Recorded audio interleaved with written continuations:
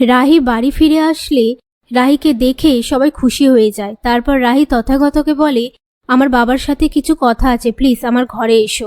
এরপর রাহি তথাগতকে বলে, রাহুল আমার থেকে ডিভোর্স চেয়েছে। তথাগত অবাক হয়ে বলে, মানে? এভাবে সব সম্পর্ক শেষ করে দেয়া যায় না। এই নিয়ে তারা কথা বলতে থাকে।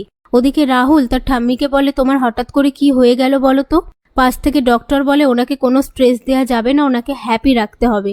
কথায় কথায় রাহুলের ঠাম্মি রাহুলকে বলে, আমার নাত বউকে এনে দাও, আমি নাত বউকে দেখতে চাই। কিন্তু কেউ কোনো উত্তর না দিলে কনক বলে, কেউ যখন যাবে না ও বাড়িতে, আমি যাব, রাহিকে ফিরিয়ে আনবো। রাহির হাতে পায়ে পড়ে রাহিকে ফিরিয়ে আনবো। পাশ থেকে পিসি ঠাম্মি বলে, রাজীবকেও যেতে। রাজীব বলে, আমার ও বাড়িতে গিয়ে দাঁড়ানোর মুখ নেই। কনক বলে, আমি আমার আত্মসম্মান খুইয়ে যাচ্ছি, তুমি পারবে না? এদিকে রাহি সিদ্ধান্ত নিয়ে নেয় রাহুলকে ডিভোর্স দেবে।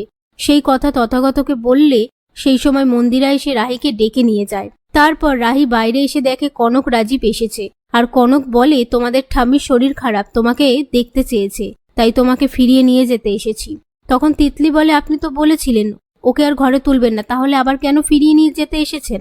কথা শুনে রাহি তিতলিকে কথা শোনায়। এসব কথার মধ্যে রাজীব রাহিকে বলে, তুই যদি না যেতে চাস তাহলে তোকে জোর করব না, তবে তুই অনির বিয়েটা মেনে নিতে বলিস না।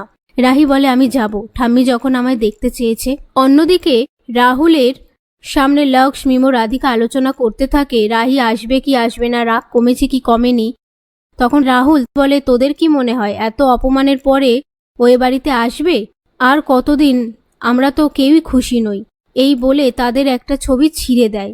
সেই সময় রাহি সেখানে এসে সেটা দেখতে পেয়ে কষ্ট পায়।